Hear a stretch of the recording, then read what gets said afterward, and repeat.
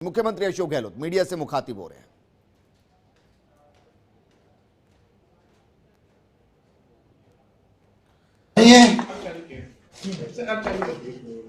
आवाज आ रही है क्या आप लोगों को? नमस्कार हो रहा है, आवाज आ रही है आपको? बिल्कुल आ रही है सर, आ रही है। आवाज को ले आता हूँ।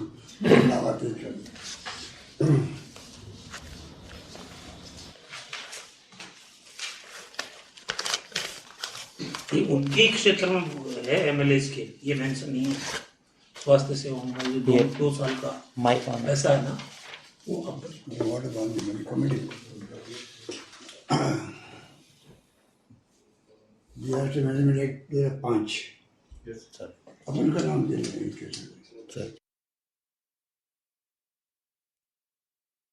तो मैं आपको कुछ पॉइंट बताना चाहूँगा, क्योंकि अभी ये लॉकडाउन तो 3 मई तक तो है ही है। 27 तारीख को वीडियो कॉन्फ्रेंसिंग हो रही है प्रधानमंत्री जी की वापस मुख्यमंत्री के साथ में।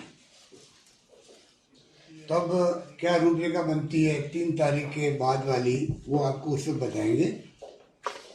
अभी तो उनकी जो गाइडलाइन आई हुई है, नेशनल कोविड-19 की जो निर्देश आया है, उसके अंतर्गत अगर ये लॉकडाउन खुलता भी है तब भी उसके बाद जो गाइडलाइन नहीं आएगी। अभी की गाइडलाइन भी है कि आपको मास्क लगाना पड़ेगा। जहाँ अभी खुल भी गया है, मॉडिफाइड लॉकडाउन हुआ है, वहाँ पे भी आपको मास्क लगाना पड़ रहा है। और जो नहीं लगाएगा उसको 100 रुपये उसके ऊपर फाइन है, 100 रुपये फाइन। इसी प्रकार जो पब्लिक प्लेसेस पे जो लोग थूकेंगे आपस में, उसके ऊपर भी एजुकेटिव मजिस्ट्रेट को पावर दिए जा रहे हैं कि 100 रुपये का फाइन पे लगेगा जो पब्लिक प्लेस में थूकने का काम करेंगे। पहले से ही भारत सरकार ने जो गुटखा, तंबाकू, लिकर, इस पे बेचने पे प्रतिबंध लगा हुआ है। लॉकडाउन के अंतर्गत लगा हुआ, पहले से लगा हुआ है। अच्छा, 144 लागू रहेगी आगे भी। सीआरपीसी के अंतर्गत 5 आदमी से ज़्यादा इकट्ठे नहीं हो सकते। उसमें 1000 रुपये का जुर्माना है उसके अंदर, जो उसको तोड़ेगा। और शादी समारोह यानी कार्यक्रम में उस पर जो आदेशों की अवहेलना करेंगे, उसके ऊपर 5000 रुपये का जुर्माना है। गुटखा, तंबाकू बेचने वाले पे भी या लिकर बेचने वाले भी 5000 रुपये का जुर्माना उसके ऊपर भी। ये तो गाइडलाइन भारत सरकार की पहले से आई हुई है, जो मैंने आपको रिपीट की। और रमजान और अक्षय तृतीया आ रही है, तो मैं इसमें पुनः आपके माध्यम से अपील करना चाहूँगा कि तमाम नागरिक जो लॉकडाउन के नियम है उसका पूरी तरह से पालन करें। ये मेरी अपील है आम जनता से। और मुझे यकीन है कि अभी तक जो अपील की गई थी, सब धर्मगुरुओं से बुला के बात करी, तब भी मंदिर, मस्जिद, गुरुद्वारे, चर्च, और वही उन्होंने उसको निभाया भी है। इस बात के लिए उनको धन्यवाद कि आपने जो कोरोना की स्थिति बनी हुई है, गंभीर स्थिति, उसको देखते हुए आपने आगे आकर के हमारे आग्रह को स्वीकार किया। मैं उम्मीद करता हूँ कि ये दोनों जो रमजान का महीना और अक्षय तृतीया का, ये अपने आप में धार्मिक रूप से महत्व रखते हैं। मैं चाहूँगा कि वो पहले वाली भावना बनी रहे और इसको मेंटेन करें। एक भारत सरकार को हमने कहा था कि जो नेशनल फूड सिक्योरिटी एक्ट है, उसके अंतर्गत हम लोगों को 5 करोड़ लोग उसमें सम्मिलित होते हैं। 5 करोड़ लोग हैं राजस्थान से, उनको अनाज मिलना चाहिए था 10 किलो फ्री ऑफ निःशुल्क। तो गेहूँ जो है भारत सरकार कम दे रही है। उन्होंने 2011 की जनगणना जो है उनको आधार बना के उन्होंने अलॉटमेंट कर रही है वो गेहूँ का। इसके मायने हुए कि जो गेहूँ लेने आते हैं दुकानों पर, आपने भी शिकायत सुनी होगी। मीडिया के छात्र से मैं कहना चाहूँगा कि अभी पूरे मैनेजमेंट में कुछ शिकायत आ रही होगी, वो आ रही है गेहूँ की, पीडीएस सिस्टम की। उसके लिए मैं कहना चाहूँगा ये जो इसलिए आ रही है कि गेहूँ जो है जितना मिलना चाहिए तब मिल नहीं रहा केंद्र से। वो 2011 का जो घटना है उसको आधार बना के उन्होंने 69% गाँव में और 53% शहरों के लिए कर रखा है। हमने फैसला किया कि जो अभी स्थिति इतनी नाजुक है लोगों की और पचनी पाक बनी रहे उनकी, इसीलिए हमने आपको कई बार बता चुका हूँ मैं, कई कदम उठाए पेंशन वालों के लिए। 2 पेंशन उनको मिल चुकी है एक साथ में 5-6 दिन के गैप में, और एक पेंशन भी हम जो है वो भी अगले 10-15 दिन दे देंगे उनको, तो 3 पेंशन हो जाएगी, उनका काम चलेगा। और इसी रूप में हम लोगों ने जो मजदूर लोग हैं, बीपीएल, स्टेट बीपीएल और अंत्योदय वाले और असहाय लोग, डेस्टिट्यूट, इनके 2500 रुपये मैंने पहले कहा आपको उनके खाते में डाले हैं, कैश दिए हम लोगों ने। और अब उनका सर्वे करवा लिया पूरे राजस्थान का कि कौन कौन डेस्टिट्यूट है जो श्रेणी में आते हैं, जिससे कि आगे भी इमदाद की बात होगी तो आसानी से उन तक इमदाद पहुंच पाएगी।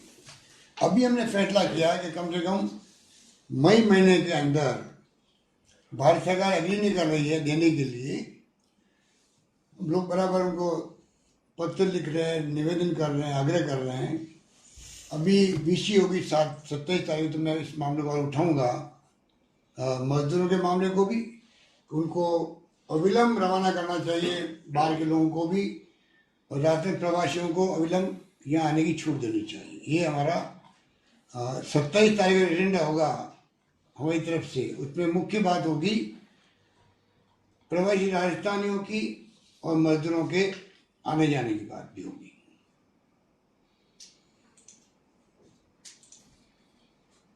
इसलिए हमने तय किया कि भारत सरकार दे नहीं रही है तो हम मार्केट प्राइस से गेहूं खरीद करके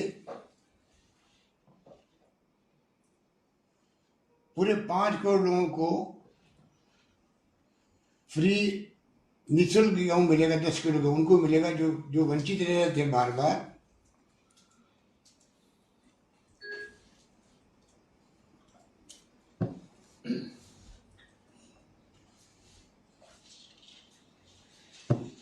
ये सब मिला के मैं समझता हूँ करीब 60 लाख के आसपास होंगे डेस्टिट्यूट मिला करके। तो बाजार से गेहूँ एफसी गोदाम में जो रेट तय करवाई है भारत सरकार से 22 रुपये, 21 रुपये, 21 पहले 23 था, अब 21 रुपये, 21 रुपये किलो गेहूँ खरीद करके वो गेहूँ बांटा जाएगा इन लोगों के अंदर जो वंचित रहते बार बार, नाम होने के बावजूद भी। या नाम लिखाने की कोशिश करते हैं तो इसलिए नहीं लिखे जाते हैं कि पहले जो नाम लिखे गए उनको नहीं मिल पा रहा है, उनको कैसे मिलेगा। उसके लिए हम निर्देश दिए कि आप एक बार जांच कर लीजिए उनकी, जो एलिजिबल है उनको नाम जोड़ें, उनका नाम भी। तो ये बाजार की प्राइस से खरीद करके इनको बाकी लोगों की तरह निःशुल्क गेहूँ मिलेगा, ये सरकार ने तय किया। धन्यवाद। Thank you sir. मैं सीधा ही सभी का स्वागत करते हुए राकेश गोस्वामी जी से अनुरोध करूंगा कि अपना प्रश्न रखें। नमस्ते सर। नमस्ते सर, मेरा सवाल ये है कि राजस्थान में जितनी भी पीसीआर टेस्टिंग की फैसिलिटीज़ हैं उसमें सिर्फ एसएमएस हॉस्पिटल है जहां पर आरएनए एक्सट्रैक्शन ऑटोमेटिक मशीन से हो रहा है, और वहां भी किट्स आपके पास ख़त्म हो गई हैं, जिसके 1.5 लाख किट्स का ऑर्डर दिया गया है यूएस कंपनी से। तो वो कंपनीज वही हैं जो पूरे वर्ल्ड में सप्लाई कर रही हैं। क्या वो समय पे अपने पास वो किट्स आ पाएंगी?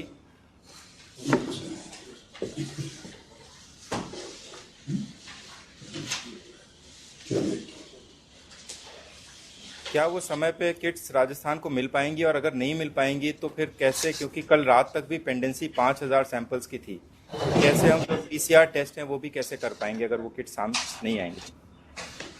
देखिए, इनके लिए पैसे पहले से ही 4 अलग अलग कंपनियों को ऑर्डर दिए हुए हैं। जिसमें यूएस की कंपनी है, फ्रांस की है, जर्मनी की है, और उम्मीद करते हैं चरणबद्ध रूप से उनकी सप्लाई भी होगी। परंतु ये जो आप जिसका बात कर रहे हैं आरएनए की, ये इम्पोर्टेंट किट है, इसके बगैर जांच नहीं हो सकती पीसीआर की, इसलिए पूरी दुनिया के अंदर इसी किट की मांग है, दुनिया के मुल्कों के अंदर। मैं बार बार कहना चाहूँगा, मैंने प्रधानमंत्री जी को जो रचनात्मक सलाह दी थी उनको, मैंने 20 दिन पहले पहली बार जब इश्यू हुई थी, तब आप सेंट्रलाइज प्रोक्योरमेंट करें तमाम मेडिकल का, एसेंशियल गुड्स के। जो पूरा मुल्क ही लॉकडाउन में है, तो अगर आप सेंट्रलाइज प्रोक्योरमेंट करेंगे तो राज्यों को कोई टेस्ट के किट के लिए या वेंटिलेटर के लिए या पीपीई के लिए खुद को नहीं भागने पड़ेंगे, कंपटीशन नहीं होगा, और कहाँ अच्छी क्वालिटी के मिल जाएंगे, कोरिया में या चाइना में या और किसी मुल्क में, आराम से उनके माध्यम से प्रोक्योरमेंट होके फिर वो जिन राज्यों में जहाँ ऐसी प्रॉब्लम होती, संख्या होती कोरोना पॉजिटिव की, उन ढंग से वो सप्लाई करते। तो मेरे ख्याल से जो ये रैपिड टेस्ट वाली प्रॉब्लम आई, वो प्रॉब्लम नहीं आती। इसी रूप में आप इसको देखिएगा कि इस पर अभी 1600 किट उपलब्ध है और 4000 1-2 दिन में पहुंच रहे हैं, और बाकी 24 तारीख के बाद आएंगे। ये हमने शेड्यूल बना रखा है और उसी रूप में हम लोग इसको आगे बढ़ा रहे हैं। धन्यवाद। Thank you sir. Next Manoj Mathur ji से अनुरोध है कि अपना प्रश्न रखें। नमस्कार सर। नमस्कार सर, जो एमएलए लेड फंड है, इसको लेके आपने कल काफी कुछ बता दिया था, लेकिन मैंने जो आंकड़े अभी साइट से निकाले, उसके अंदर ये लगा कि जो अधिकांश बीजेपी विधायक हैं उनमें से 35% ने ही 50 लाख से ज्यादा का अपना मुख्यमंत्री राहत कोष में पैसा दिया है। अन्यथा वो पार्टी जो पॉलिटिक्स हावी हो रही है, उससे निपटने के लिए सरकार की क्या तैयारियां हैं? एमएलए अभी तक अपना पूरा फंड पूरी ताकत के साथ राहत कोष को अपना नहीं दे रहे हैं, जिसकी वजह से जो फाइनेंशियल क्राइसिस है उससे कैसे निपटेंगे? देखिए, मैंने सलाह दे रखी है एमएलए को, और सलाह ये है, ये डिस्क्रिशनरी फंड है। जब चाहे एमएलए जैसी स्थिति देखे, वो उनके क्षेत्र के लिए होती है, अपनी सुविधा से खर्च करें। अभी जब एक बार समाज आगे आ रहा है, भामाशाह आगे आ रहे हैं, शिवजी संस्थाएं आगे आई है, और मैं समझता हूँ कि जो हमारी परंपरा राजस्थान की है उसको निभाया उन्होंने, उसी रूप में सब कुछ व्यवस्था हो रही है, खाने पीने की हो रही है, सूखे राशन की हो रही, सब कुछ कर रहे हैं वो लोग। और जहाँ जरूरत है वहाँ एमएलए दे रहा है, चाहे कोई इक्विपमेंट की बात है या और किसी की मांग जिला कलेक्टर करते हैं, वो मना नहीं करते हैं। तो ये उनका खुद डिस्क्रिप्शन फंड है। मैं समझता हूँ एक बार हमने जब कह दिया है कि इस साल का और अगले साल का राजस्थान में हेल्थ में कैसे इंफ्रास्ट्रक्चर मजबूत हो, उस पर पहले जाना चाहिए। वो प्रक्रिया चल रही है, जल्दी फैसला होते मैं आपको इतला कर दूंगा। कमेटी बनाई है चीफ सेक्रेटरी की अध्यक्षता में, वो सबसे बातचीत कर रही है और वो रिकमेंडेशन देगी, उसके बाद में हम फैसला करेंगे किस रूप में पैसा गाइडलाइन के अनुसार खर्च हो, जिससे हमारे हेल्थ सर्विसेज की स्थिति मजबूत हो सके गाँव तक में भी। धन्यवाद। बहुत धन्यवाद सर। धन्यवाद मनोज जी। मैं धर्मेश भारती दूरदर्शन से अनुरोध करूंगा अपनी बात रखें।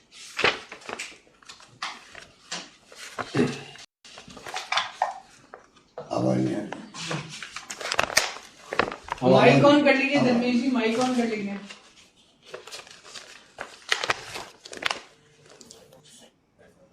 हेलो सर, सर, नमस्कार। सर नमस्कार।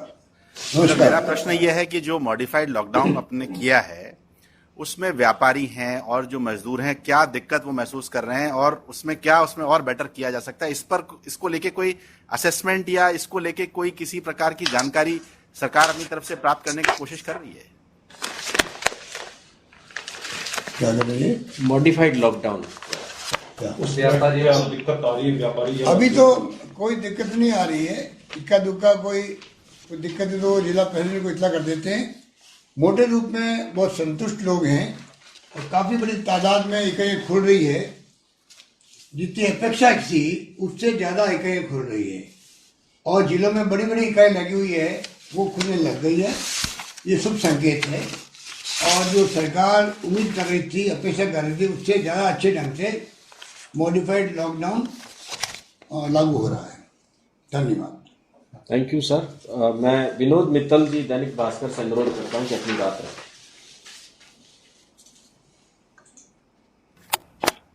सर नमस्कार। नमस्कार। सर जयपुर में कोरोना के मामले लगातार बढ़ते जा रहे हैं। यह परकोटे की दीवार को लांघकर अब जयपुर के अलग अलग हिस्सों में फैल रहा है। इससे सभी की चिंताएं बढ़ती जा रही है। इसे कंट्रोल करने के लिए सरकार क्या कोई अलग से प्लानिंग कर रही है?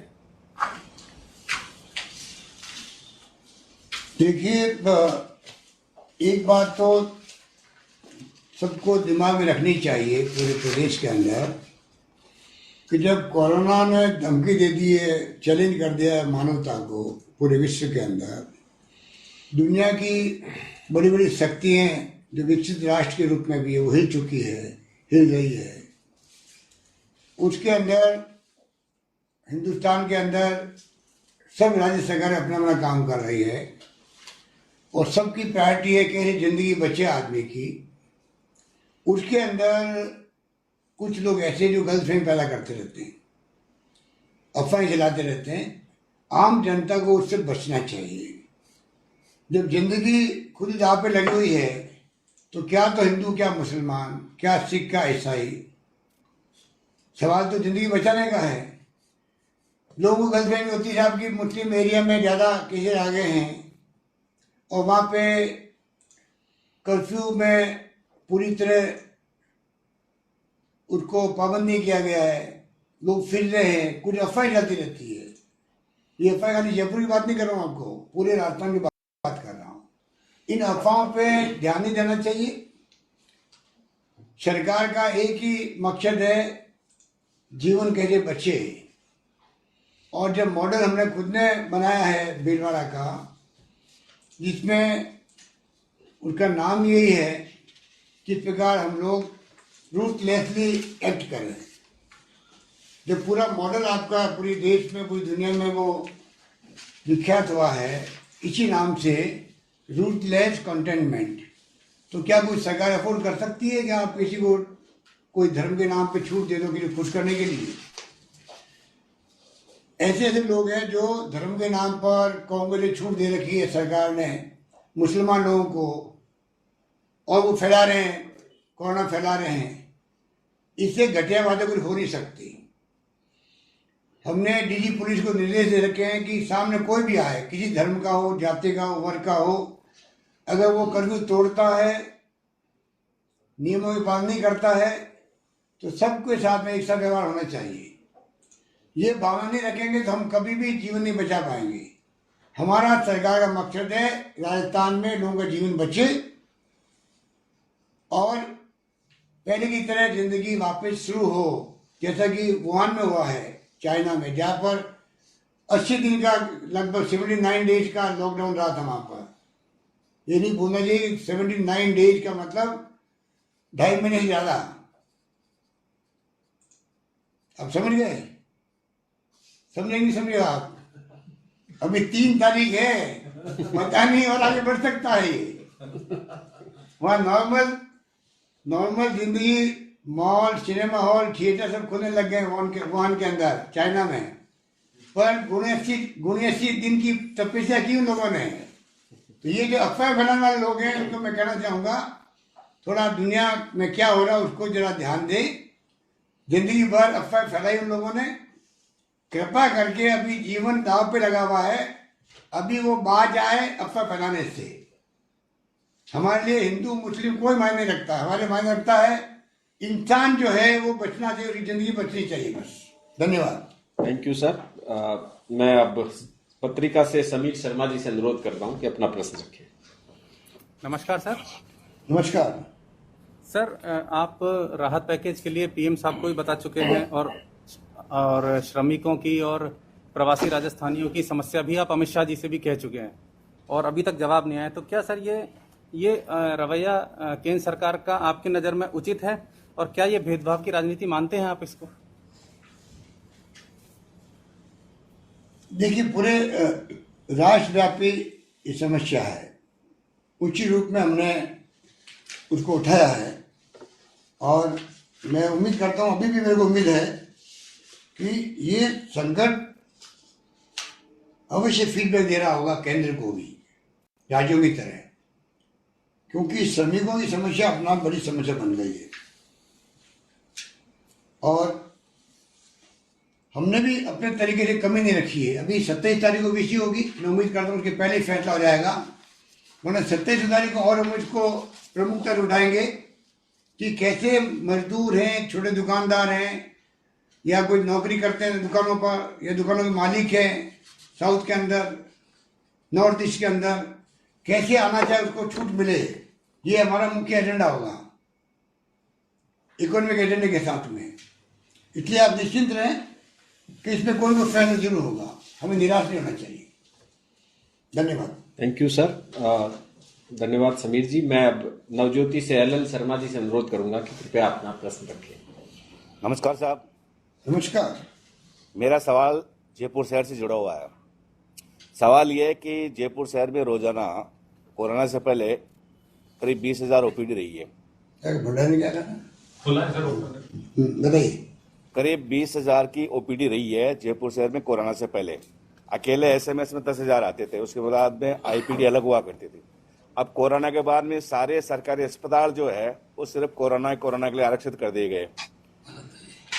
दूसरे जो मरीज अन्य बीमारियों के, वो बेचारे 1 महीने से बहुत परेशान हैं, घरों पर पड़े हुए हैं। उनको वो इतना खौफ हो गया कोरोना का कि वो सरकारी अस्पतालों में भी नहीं आ पा रहे हैं। उनके लिए ऐसा कोई बंदोबस्त कर रही है सरकार के, उनको उचित उपचार मिल जाए टाइम पे? देखिए, मैंने कल ही कहा आपको 400 मोबाइल वैन शुरू की गई। एक तो शहरों में संख्या के आधार पर उनकी संख्या होगी, पूरे प्रदेश के अंदर चालू भी हो गई है इसकी। काफ़ी हद तक तो वही काफ़ी देख लेगी, और जो सीरियस पेशेंट होंगे उनका सर्वे भी हो जाएगा उन गाड़ियों के माध्यम से। 400 गाड़ी घूमेगी, उनको कहा गया है जो सीरियस पेशेंट मिले आपको, जिनको इमरजेंसी है ऑपरेशन की या और किसी बीमारी के दिखाने की डॉक्टर को बड़े अस्पताल में, तो वो उसके लिए भी उनको पाबंद किया गया है। वो CMH को इतना देंगे और बाकायदा मेडिकल कॉलेज या जो भी बड़ा अस्पताल है वहाँ उनका इलाज कराया जाएगा। इस व्यवस्था के अनुसार सब काम चल रहा है। कुछ लोगों को शिकायत है कि जयपुर के अंदर 3 बड़े अस्पताल को कोविड का बना दिया। वहाँ पे आज SMS वो जाएगा तो उसको मना नहीं करते हैं, आराम से वो वहाँ पे जा सकते हैं और उनको कोई तकलीफ नहीं आ रही है। और सब सेंटर लेकर के जो PHC, CHC और डिस्ट्रिक्ट हॉस्पिटल सब काम कर रहे हैं पूरे प्रदेश के अंदर। ऐसी कोई दिक्कत नहीं है जो अपन जिस रूप में सोच रहे हैं हम लोग। करीब 17,000 से ज़्यादा संस्थान है राजस्थान के अंदर चिकित्सा के, सब अपना काम कर रहे हैं। और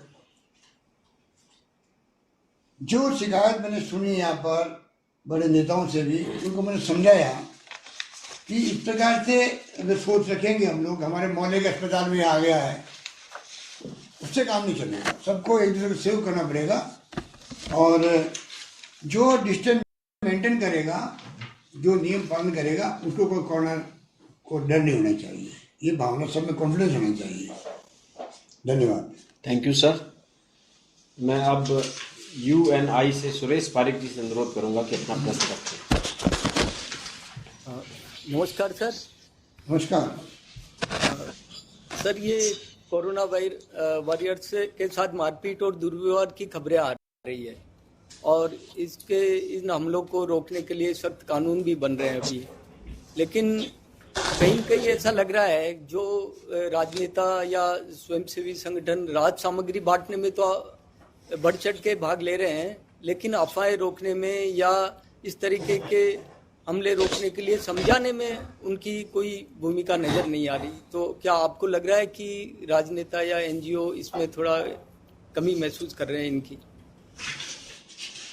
देखिए, इसमें तो जो राजनीतिक कार्यकर्ता है, सोशल वर्कर है, धार्मिक संगठनों के नेता हैं, धर्मगुरु हैं,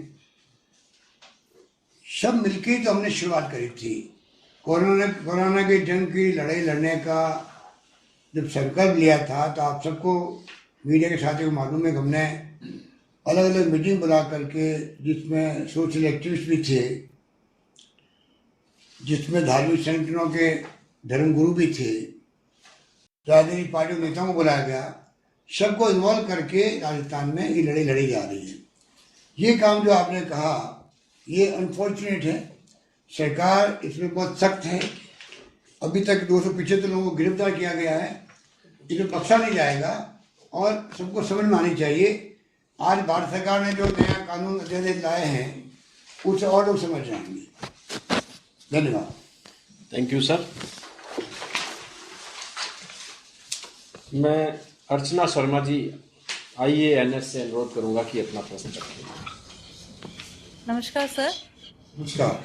सर, जैसे बॉम्बे, दिल्ली, अहमदाबाद में ऐसी न्यूज आ रही है कि काफी बड़े होटेलियर्स ने कोविड फैसिलिटी के लिए अपनी प्रॉपर्टीज दे दी हैं सरकार को, लेकिन राजस्थान से ऐसी खबर आ रही है कि होटेलियर्स को थोड़ा सा भय है कि अगर उन्होंने इस तरह का कुछ काम किया तो टूरिस्ट बाद में डर सकते हैं। तो जैसे कि यहाँ पे हॉस्पिटल्स के लिए भी थोड़ा सा डर आ रहा है लोगों के मन में, जो रेसिडेंशियल जगह पर है। तो ऐसा कुछ, यानी कुछ होटल्स हैं जो आगे आए हैं अपनी प्रॉपर्टी लीज करने के लिए, इसके रेंट आउट करने के लिए कोविड-19 के लिए? हमारी जानकारी में ऐसा कुछ नहीं है,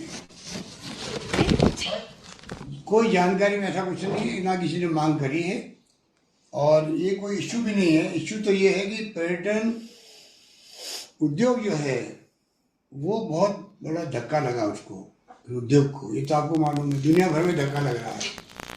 तो दुनिया में अगर शांति नहीं होगी, कोरोना की जंग नहीं जीती जाएगी दुनिया के मुल्कों में, तो कौन टूरिस्ट आने वाले हैं? विदेशी टूरिस्ट की बात छोड़ दीजिए, डोमेस्टिक टूरिस्ट भी नहीं आ पाता है, ना आ पाएगा। चिंता हमें वो है। बाकी तो ये प्रॉपर्टी तो सब ठीक हो जाएगी, वापस जन्म मिल जाएगी, रेस्टोरेंट भी, होटल भी, कुछ भी चिंता नहीं। चिंता में ये है कि कोरोना की जंग कैसे जीते हम लोग, तो पूरा कर्मचारी निर्भर करें। Thank you sir. भारत से अश्विनी पाटिल के अनुरोध करा कि अपनी बात रखें। नमस्कार सर। नमस्कार सर।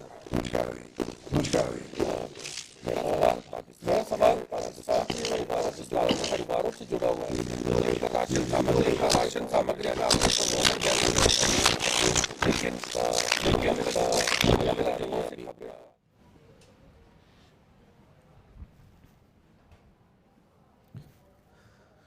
मुख्यमंत्री अशोक गहलोत वीडियो कॉन्फ्रेंसिंग कर रहे हैं और इस दौरान अलग अलग पत्रकार अलग अलग संस्थान से जुड़े हुए उनसे सवाल कर रहे हैं कि कोरोना के इस दौर में किस तरीके से सरकार काम कर रही है और क्या कुछ आगे करने की सोच रही है। 3 मई के बाद क्या आगे लॉकडाउन बढ़ेगा, इसके बारे में भी मुख्यमंत्री अशोक गहलोत ने कहा कि दरअसल अगले सप्ताह प्रधानमंत्री के साथ वीसी होनी और उसके बाद तय होगा कि आगे क्या होना है। लेकिन हर दिन मुख्यमंत्री अशोक गहलोत लगभग 6 बजे मीडिया के सामने आते हैं, बीते 24 घंटे का अपडेट देते हैं, उसके अलावा जो नया किया गया उसकी जानकारी देते हैं, केंद्र सरकार के साथ जो बातचीत चल रही है उसको लेकर जानकारी देते हैं और उसके बाद फिर मीडिया के सवालों का जवाब वो एक एक करके देते हैं। पत्रकार लगातार उनसे सवाल पूछते हैं और वो एक एक करके जवाब देते हैं। देश के अंदर इकलौता ऐसा प्रदेश जहां मुख्यमंत्री हर दिन लगभग 1 घंटे मीडिया से मुखातिब होते हैं और उनके सवालों के जवाब देते हैं ताकि जनता के जहन में कोई भ्रम ना रहे और जो भी सवाल वो पूछ रहे हैं उनका जवाब मिल सके। अभी कुछ इंडस्ट्रियलिस्ट और इकोनॉमिस्ट बोल रहे राजस्थान से इंडिया में ये कोविड से ज्यादा भूखमरी से लोग मरने के हालत होने वाला है, क्योंकि मई 3 के बाद भी आप भी बता रहे ये लॉकडाउन खत्म होने वाला नहीं है। तो इसी हालत में इनको सैलरी मिलने के लिए और इनको नए निकालने के लिए अपन क्या कर रहे हैं? ये मैंने नहीं कहा 3 तारीख बाद में खत्म नहीं होगा, ये तो भारत सरकार तय करेगी कब तक चलेगा। संभावना कुछ भी हो सकती है क्योंकि जीवन बचाना है, जीवन बचाना है। वुहान में 79 दिन बैठे रहे लोग घरों के अंदर, पूरी दुनिया देख रही थी वुहान को, चाइना को, और विश्वास नहीं था कि इतना जल्दी वहाँ खत्म हो जाएगा। दुनिया में तो इटली में, स्पेन में, अमेरिका में क्या स्थिति बनी है, बहुत दुखदायी स्थिति है, और चाइना में वो वुहान जो है वापस नॉर्मल स्थिति में आ गया। इसे मैंने कहा कुछ भी हो सकता है। बाकी जो आपने कहा है कि ये जो स्थिति है डिपेंड करेगी किस प्रकार की लॉकडाउन खुलने के बाद में हम लोग सबकी इच्छा शक्ति ये हो, अर्थव्यवस्था को हमें मजबूत तौर पर करना ही करना है। और इस देश के लोगों में इच्छा शक्ति की कमी नहीं है, जज्बा है, चाहे वो छोटे दुकानदार है, बड़ा दुकानदार है, मॉल मैनेज कर रहा है या उद्योगपति है। मुझे पूरा विश्वास है कि कोरोना की जंग जीतने के बाद में अर्थव्यवस्था को सब लोग मिलकर के वापस पटरी पे लाएंगे और पटरी पे आएगी भी। आशावादी हमें होना चाहिए और मैं आशावादी हूँ कि राजस्थान के अंदर भी जो रेस्पॉन्स मिल रहा है 3 दिन से 20 तारीख के बाद में, जिस पर लगे बड़े बड़ी इकाइयाँ खुलने लगी है, साइलेंटली मैं समझता हूँ कि वही स्थिति वापस बनेगी और हम लोग उसमें कामयाब हो जाएंगे। धन्यवाद। तो देगा लोगों को, इसके क्या होगा? क्या लॉकडाउन में भी सैलरी वगैरह लोगों को मिलने का?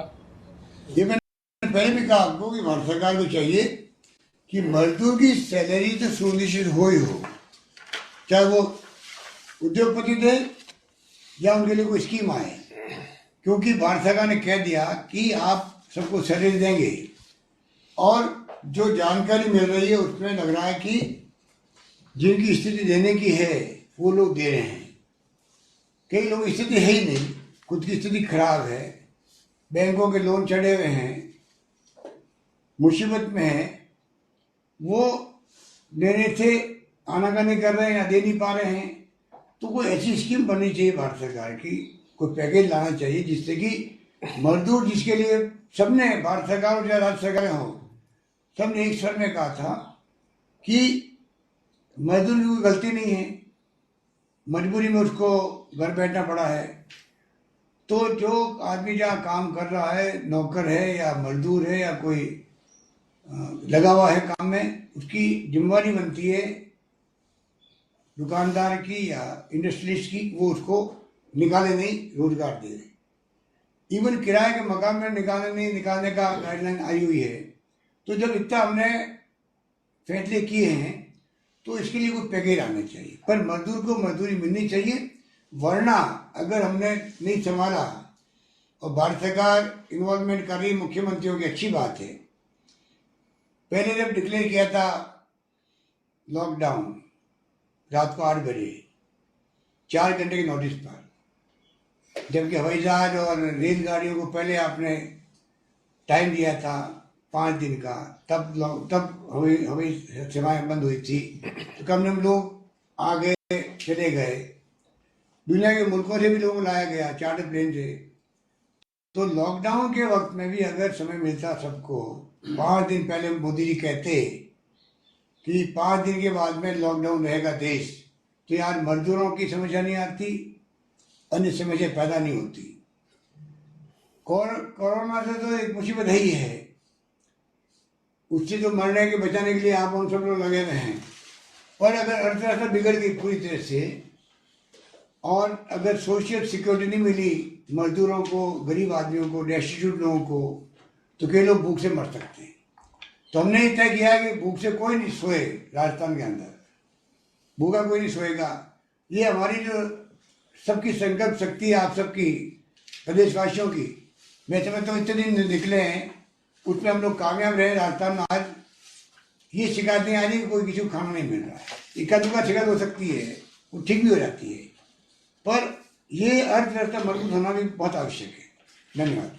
Thank you sir. मैं अब योगेंद्र शर्मा जी से अनुरोध करूंगा, जन टीवी से, अपना प्रश्न रखें। Good evening sir. नमस्कार सर, मेरा सवाल काफी जवाब आपने वैसे इसका दे दिया जो मेरे से पहले सवाल था। सवाल ये है सर, सबसे बड़ी जो प्रॉब्लम आएगी, अभी आपने कहा कि उद्योग काफी संकट में है और जो जॉब्स करते हैं लोग मिडिल क्लास में, उनके सामने एक बड़ा संकट आ सकता है कि वो क्या करेंगे, क्योंकि आपने संकेत दिया कि वुहान में 79 डेज में लॉकडाउन हटा, 3 तारीख को गवर्नमेंट ऑफ इंडिया तय करेगी और जिसकी संभावना है कि आगे बढ़ाया जा सकता है। ऐसी पोजीशन में कोई स्टेट गवर्नमेंट अपनी पॉलिसी बना रही है सर कि उन लोगों का पूरी सैलरी नहीं मिले, एटलीस्ट उनका घर का काम तो चल सके? ऐसे बहुत सारे लोग हैं और मैं आपको वो बात बता रहा हूं जो प्रैक्टिकली लोगों के बीच से निकल के आ रही है। जब ठीक कह रहे हो, ये तो मैं कह रहा हूँ आपको बार बार, राजस्थान सरकार ने जिस रूप में सोशल सिक्योरिटी को ध्यान में रखकर के कदम उठाए हैं, किसी वर्ग को नहीं छोड़ा राजस्थान के अंदर जो जिसकी परचेजिंग पावर खत्म हो जाए और सरकार के साथ नहीं खड़ी मिले। इसीलिए आज राजस्थान में शांति है। 2500 रुपये अकाउंट में पहुंच गए लोगों के, या कैश मिल गए, पेंशन मिल गई 2 महीने की। इसके मतलब पति पत्नी अगर पेंशनदारी है तो एक एक घर में 1500 लगाए 4000 रुपये तक पहुंचे हैं। गेहूँ फ्री मिल गया। तो जितनी स्कीमें लागू की राजस्थान के अंदर उसका बड़ा इम्पैक्ट है। और फिर जो भामाशाह और जो लोग आए हैं सामने, वो भी मैं समझता हूँ कि तारीफ के काबिल है। सब लोगों ने मिलकर ही इस दुख की घड़ी में, संकट की घड़ी में साथ निभाया है। आगे मैं बार बार जो कह रहा हूँ आपको कि भारत सरकार को पैकेज देने पड़ेंगे, बड़े पैकेज, जैसे कि मैंने कल कहा आपको, दुनिया के सब विकसित राष्ट्रों ने घोषित कर दिए हैं। हमारे मुल्क में अभी 1.7 करोड़ का लाख करोड़ के पैकेज घोषित हुआ है, जो मैं समझता हूँ कि 1% बहुत कम है। तो इसमें आगे आना पड़ेगा, जिसमें तमाम, चाहे वो अगर इंडस्ट्री डूब गया, मान लीजिए व्यापार डूब गया, तो रेवेन्यू कहाँ जाएगी आपके। तो हर व्यक्ति के लिए, हर संस्था के लिए, या कहना चाहिए हर कैटेगरी के लिए आपको पैकेज देने पड़ेंगे। इंडस्ट्री जिंदा रहना जरूरी है, तभी तो आपको वापस रेवेन्यू देगी टैक्स के रूप में। तो पूरा सर्कल बनाए रखना पड़ेगा हम लोगों को, तब जाकर के मजदूर का भी भला होगा, मालिक का भी भला होगा, दुकानदार का भी भला होगा, और आम जनता का भला होगा। धन्यवाद। Thank you sir. आप सभी को इस कल चर्चा में भाग लेने के लिए बहुत बहुत धन्यवाद। Thank you.